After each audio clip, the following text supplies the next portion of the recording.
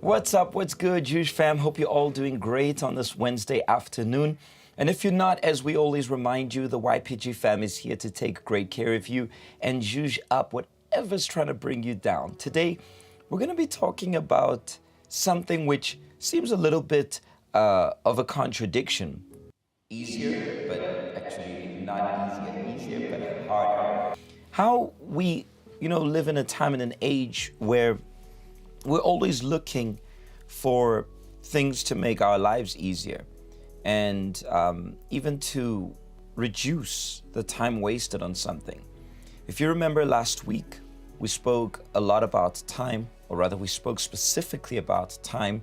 And if you did not check it out, the 3 behaviors we usually have when it comes to time, it's called the we versus time theme. It was last week, Wednesday. Check it out. Make sure that you scroll back and check it out, where we spoke about the different behaviors we have when it comes to time, our different traits, not necessarily traits, but our different reactions and actions, our attitude specifically with regards to time. And what we usually do nowadays, we always seek to reduce the time we waste.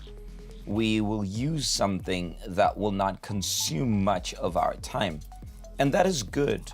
But unfortunately, that also has sort of a negative effect in our lives. It tends to bring certain negative aspects to our lives. Because remember, like we spoke last week, time is something that goes at its own pace. And we can't try to amplify time nor to reduce time. Time is the way it is, the way it clicks, the way it ticks, the way it talks, not the app. It does everything on its own, and you and I, none of us can actually change that. But we try to do it when it comes to our lives, and that's convenient.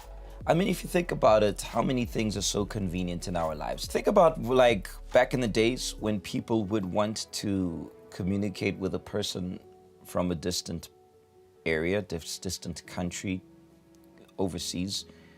Somebody would have to, I actually always think about it. Imagine you write a letter and you give it to the, what would they call it? The messenger. Yes, they would call him the messenger. And he would have to travel, months sometimes.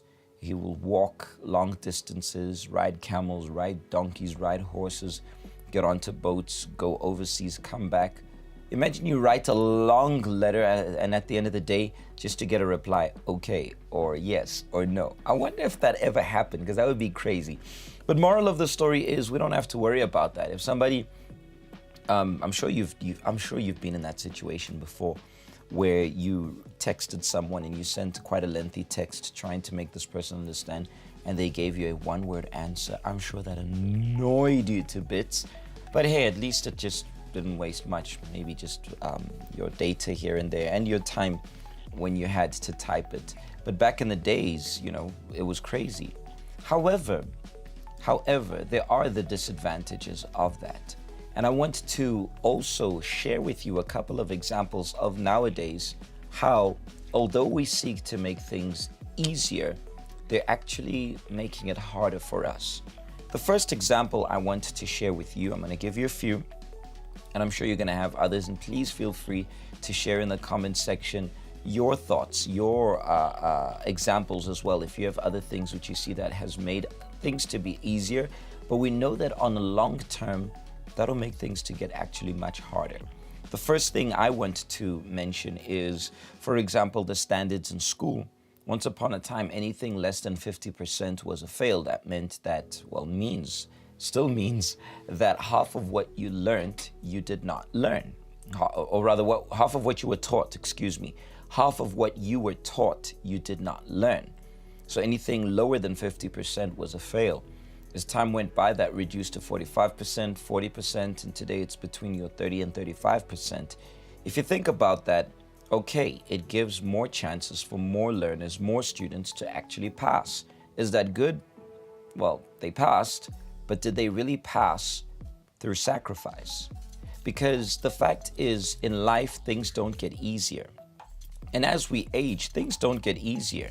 You move from high school to varsity. Varsity is a lot more difficult than high school. You move from varsity into the the commercial world, into the working world, into the industry of working, of jobs and so forth, of business world. It doesn't matter which industry it is. It's a lot harder than what you had to go through in varsity, because there you're expected to do your job, and most people will not bother trying to teach you what your job is. So if from the get-go you don't learn that you need to fight for the minimum requirement, what's actually going to be of us? What actually does that make us? Does that make things easier or harder? So it's easier at that moment in high school where you passed because you got 30 or 35%. But in actual fact, when you move up to university, that 30-35% is not going to cut it. So you've actually made things a lot more difficult, because now you need to go back to the drawing boards and upgrade your marks and do much more, because, hey, they told you all you needed was 30-35. So in actual fact, instead of making things easier, you actually made it harder. Think about that. The next one has to do with, similar to what I was speaking about, it's technology and the over-reliance of it. Have you noticed how often we will use things like our autocorrect, auto spelling? I'll be honest, I personally hate autocorrect. I don't like it to write for me. It can do predictive texting, I don't mind, but the autocorrect, it just ticks me off. I turned it off on my phone. It's one of the first things I'll do when I get a new phone, is turn off the autocorrect. I can't stand that thing. And if you notice, the problem with it is that we end up not even knowing how to spell. If you actually notice, the number of people in our surrounding, in our generation, who actually don't know how to spell properly, you are actually going to be amazed. And you'll be like, what were your parents paying school fees for? And the problem is not that the person is ignorant or not intelligent, dumb as they call it. I hate using that expression, but as people would say, dumb, the person's not slow. It's just that we've gotten so attached and so accustomed to using technology that we don't even realize that we're losing out on so many things. Things like when you read the Bible, you won't know where certain references are, because we usually type it in an AI or on Google, you name it, whichever search engine you prefer to use. And guess what? We don't know where things are. Our creativity is softened. Our room for improvement and thinking is reduced, because now we've got, especially with AI, we've got AI to do everything for us. How many people have become lazy where they don't even bother doing certain things because they rely on technology? I mean, maybe you could be at your branch with the YPG fam attending to something extra, but you're at the comfort of your home, chilling. If you're not at the comfort of your home, you really couldn't make it. Hey, this isn't for you. But I'm just giving an example, but maybe that's your case. So the fact is, the over-reliance, does that make life easier? Definitely it does, but on the long run, it actually makes things a lot worse. Hey, I can add another one, a third example. It's just an extension of this one. of the second one, from the over-reliance of technology, we've got the internet. I mean, I remember I have played, I usually say, I don't mean to brag, but I usually say that I am glad I'm a millennial, because as a millennial, we got the first half of technology, the pre-technology, pre-internet age rather, pre-internet, not technology, pre-internet age and post-internet age. So the millennials will know how to live with or without. Although there are many millennials who cannot live without internet, and there are many others who might be Gen Zs or so forth who can live without internet. I'm just, there's an exception to every rule. But I usually play around that because it's not the case of the majority. Have you ever been in the case where there was no Wi-Fi? Have you ever been in the situation where there was no internet in that area? And you actually stop and you realize how useless your phone actually become. Because our lives are now so dependent on the internet, so dependent on our smart devices, that we don't even notice that there's life without the internet, that we don't actually have to, we don't even recognize the person right next to us. We don't realize that there are people sitting next to us. We're at a queue, we're at somewhere, and there are people right there, and we're just ignoring them. We're there scrolling and scrolling and scrolling and scrolling and scrolling and scrolling and scrolling and scrolling and scrolling. Time is going by, and there's so much we could be doing. We could be writing, we could be reading a book, we could be learning something, we could be doing so much, but we're so dependent on this internet thing. We find ourselves scrolling through reels, through stories, through shorts. I mean, it is convenient that, like we mentioned a few minutes ago, for those of you who cannot attend, you're here, you're listening and watching me as I'm speaking about this. But I mean, what about those who are only dependent on it for their fun, for their leisure, everything, all their entertainment surrounds, the fact that there is internet. Have you ever played in the mud before? I mean, I've played in the mud before, and okay, it's not the most appealing thing when I think about it today. I can't imagine playing in the mud anymore. But hey, that was fun. As a kid, it worked your creativity. It worked your creative juices. It worked our creative juices because we were out and about. Today, how many kids, they're stuck on their phones, as I mentioned, depressed, anxious, lonely, and the long list of things that are going on, which are happening in people's lives, but we don't even know, we don't even catch on to that. So it's made life easier on one hand, but on the other hand, it's also made life a lot harder. So think about that. Another one that's really sad, and I saw a docu about it the other day. I hope this is not worldwide, but I saw it in the United States.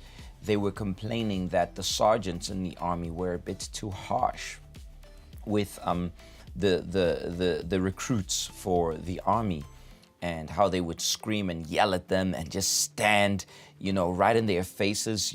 I'm actually gonna I'm gonna make you guys watch this here. Just check this video out. Check this one out, and you're gonna know what I'm talking about. Our mission is to train each one of you to become a United States Marine. A Marine is characterized as one who possesses the highest of military virtues.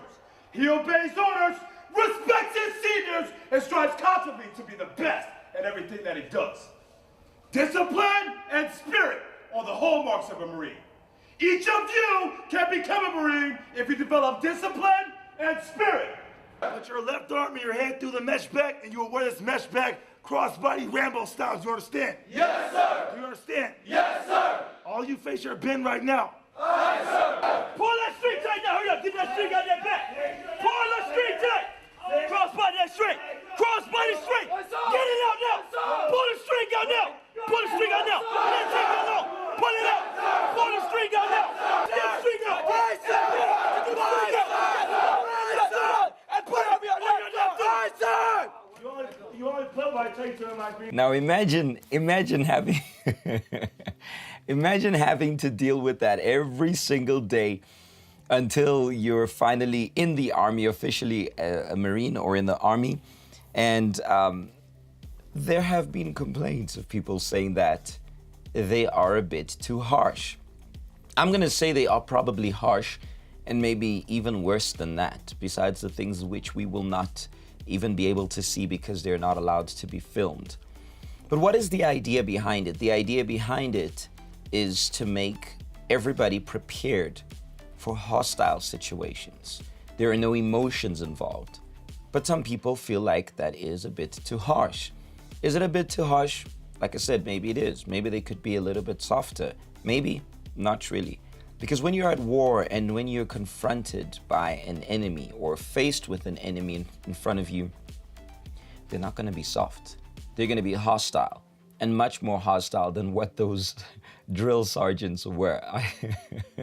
I find it funny how they just look into your face and they really, they really tell you off. And I can just imagine that saliva splashing all over your face and you can't tell him anything. You just have to put your hands behind your back or on your sides and just obey what he tells you, and yell back, as he told that guy, yell back, scream when I tell you to scream. And you don't know, he tells you to do the same thing over and over again until you do it the right way. What's the idea?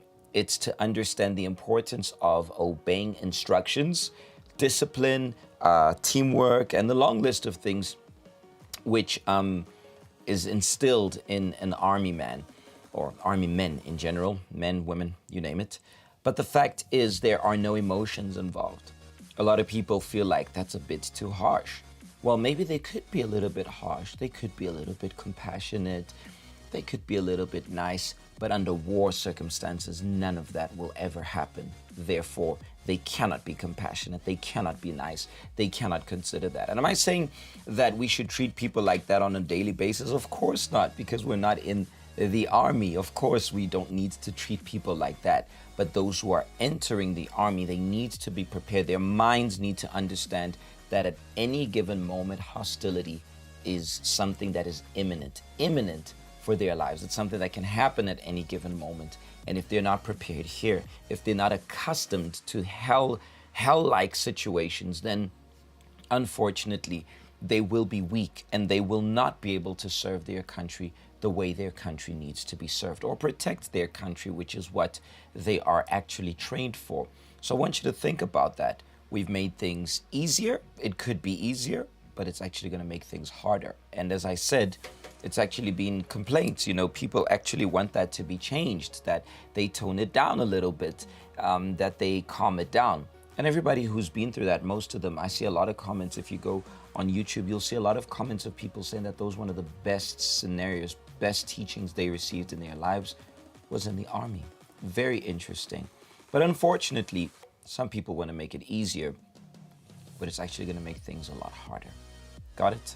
Another one that I see, which I hope it won't hurt anybody here, is when it comes to fast food. I mean, the name says it all, fast food. Remember we spoke about how it divides things, it divides time into 2, 3, 4 times. It divides the amount of time wasted on a lot of things. For example, if you have to cook as opposed to you ordering the food on your phone, whether you're calling or you're using an app, goes back to technology.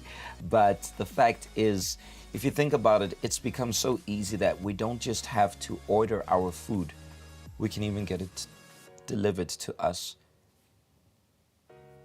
as we move our fingers. As we move our fingers on our smartphones, we get it delivered here. Guy brings it at the doorstep, or we can even tell him, leave it there and don't worry about it, without even making any contact with that person. This one has 2 things I want to mention. Number one is that fast food, as the name says, fast food in South Africa, we usually use a lot takeaway, takeaway or fast food, you name it. Junk food is what's mostly of it. So it's convenient that it's fast. And I'm not saying this that I don't eat junk food. Every once in a while, I enjoy young junk food, especially because the taste is usually much better. Sometimes, not always, but the taste of junk food is awesome. It's awesome until you realize what it can do to your health.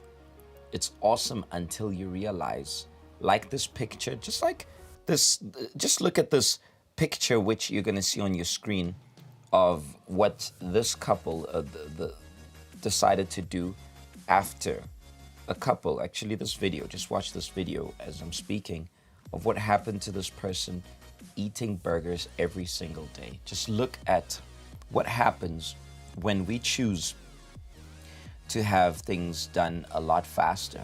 So fast food, it's there, it's fast, it's convenient on one end, or let me say it's easier on one hand, but harder in another. Be careful with that. You know, there are foods which are terrible for our health. But not only that, when there's the delivery, we don't even get up to go and fetch the food. We actually just sit at the comfort of our sofas and it's dropped at our doorstep. All we got to do is get up from the sofa, go to the door, and get out. It's usually even paid through the app, or we give the guy the cash, and that's it. Makes things easier, but just goes to show how unhealthy we've become, that we are even lazy to get up and go and get our own food. That's how much it is. We've become so lazy that we will not even go cook or fetch our food. Once upon a time, I remember we would call the place, and order it, and then we would just go there and collect it. I did this several times. I remember back in the days with my parents, you know, we would collect it. We just go and collect. I remember I was the one sometimes in charge of ordering, and I'd be the one order, hi, we would like this and this and this and this pizza and blah, blah, blah, blah, blah, blah. Okay, then dad comes, okay, get in the car and let's go collect it. Today, not even the collecting. So convenient, easy, very, very easy. But on the other hand, very hard, because not only are we consuming food which are not going to give us the best nutrients we deserve, and secondly, we become so lazy that we're not even inclined to exercising or working out or doing something to burn some calories or move these muscles. So basically, you can chill at the sofa the whole day and eat tasty food, which is probably not doing you very well. So I want you to think about that. And I think many of us need to take an important step on this one quicker than even some of the others. The last one has to do with, you know, when somebody reprimands you, reprimand it's painful. It's very, very unpleasant, if I could say, but it is necessary, because oftentimes we want to hear what we want to hear and we don't want to hear what we need to hear. Be careful with that. How many times do we receive? There will always be in our lives, let me put it this way, there will always be someone to somehow tell us what we need to hear. Some people will be harsher than others. Going back to the military man, going back to that military video, that drill sergeant, and how harsh he was. In his mind, he wants to build men and women who can defend the country and do better than him.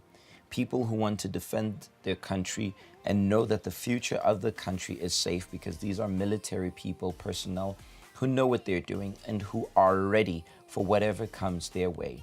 Now, I want you to ask yourself, if somebody were to speak to you like that, would you react the same way? Would you stop and understand that this person is doing this or saying this for me to improve, for me to become a better person? Or will I always take it personal? Or am I the kind of person who always takes it personal? I don't like it when somebody, maybe it's your mentor, maybe it's your coordinator, maybe it's your parents, maybe it's your teacher, maybe it's your boss, maybe it is a friend, of which maybe that person, you don't even consider him or her a friend anymore because they've told you something that you weren't happy to hear. I want you to think about that. I want us to understand that not everything that is easier for us today is actually easier for our entire lives. Not everything that we hear is what we need to hear. Just because it's pleasant to our ears is not necessarily what we have to hear. Sometimes we're going to be here and we're going to be always motivational and help you and boost you and tell you something that's going to be good for you to hear.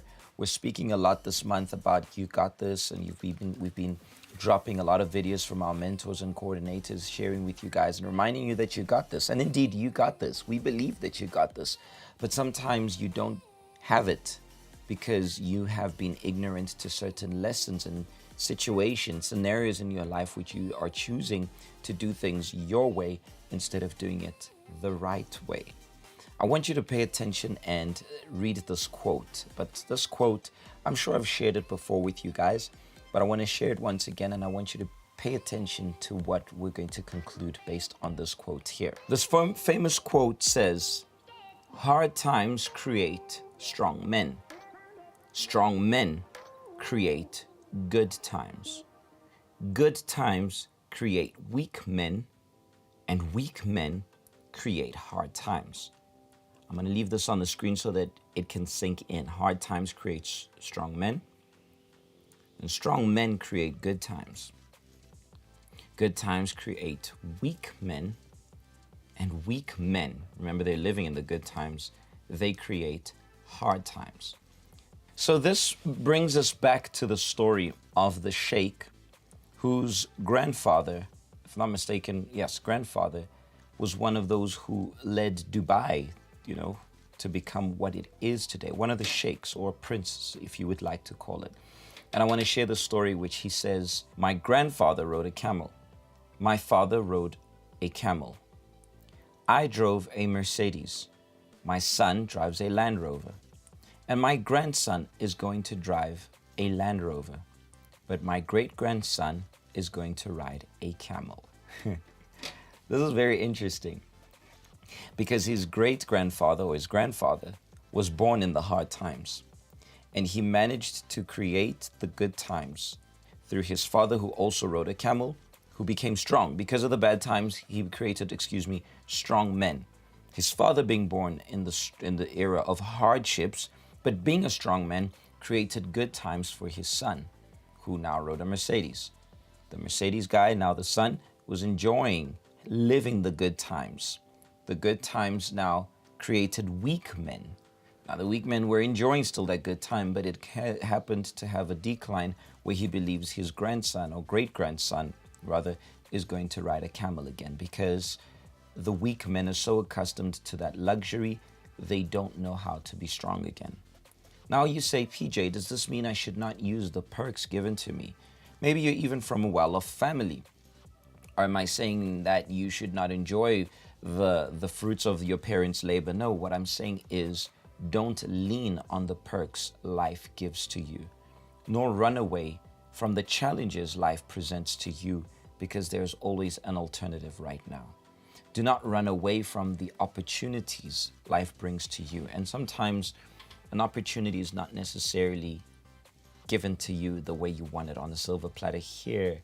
Sometimes an opportunity is given through a challenge, a situation of difficulty which you face, and you're afraid of facing it. Being afraid is not the problem, but not facing it, being a coward, is the problem. So what I want to say to you is, regardless of what phase you're living, good times or hard times, if you're living hard times, allow the hard times to make someone strong out of you. If you're living in good times, be prepared for the hard times. Prepare yourself here. Enjoy the good times, but also be prepared that the hard times will come. We're living in a time and an age where many people are really sensitive to sometimes a simple insult. When I say a simple insult, an insult is an insult, and it's hurtful regardless from who it comes from and how it comes. The fact is, nobody wants to be insulted. But sometimes an insult is what we need for a wake-up call.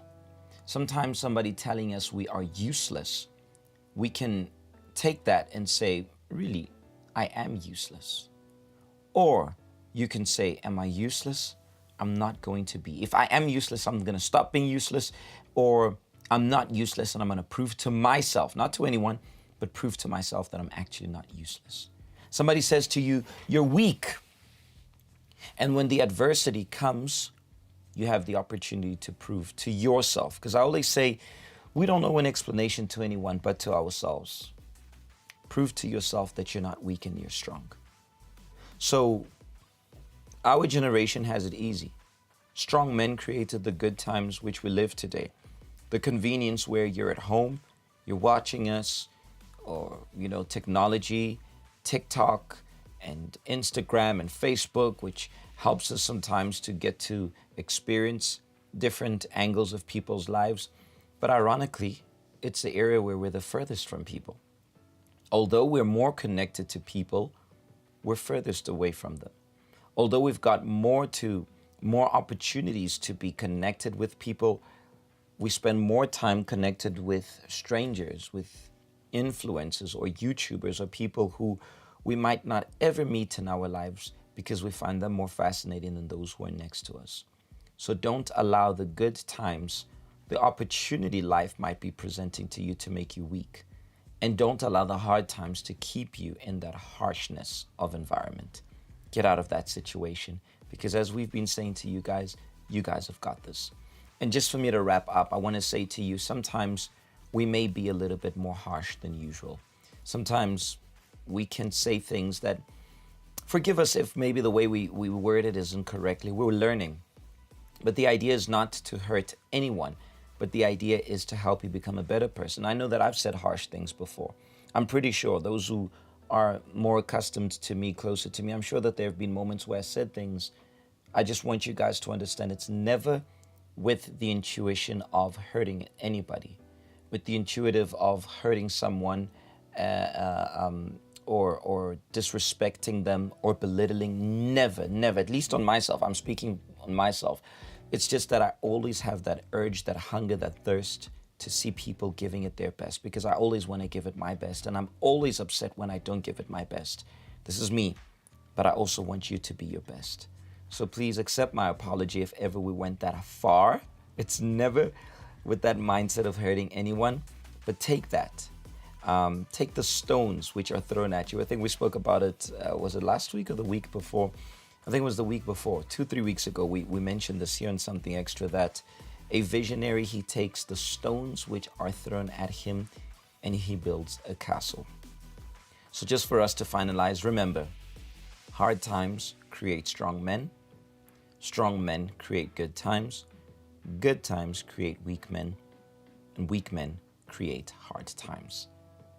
Think about that and, make yourself that strong man or woman, doesn't matter. I'm speaking in general here. Make yourself, build yourself, and make yourself proud. Make yourself proud. You've got this. All right. And if you ever want to get in touch with us, the YPG fam is here for you. You guys are welcome to DM us, to get in touch with us. Know that the YPG fam is here to take care of you. All right. This coming Saturday, we carry on with the photo challenge. I'm looking forward to seeing what you guys have to share with us. Let's see what you guys have got. Make us proud, make us happy, and let's do what we do best. You know what time it is. It's always that time. It's time for us to get stronger. Of course, it's time for us to take off. We out of here. Take care of yourselves.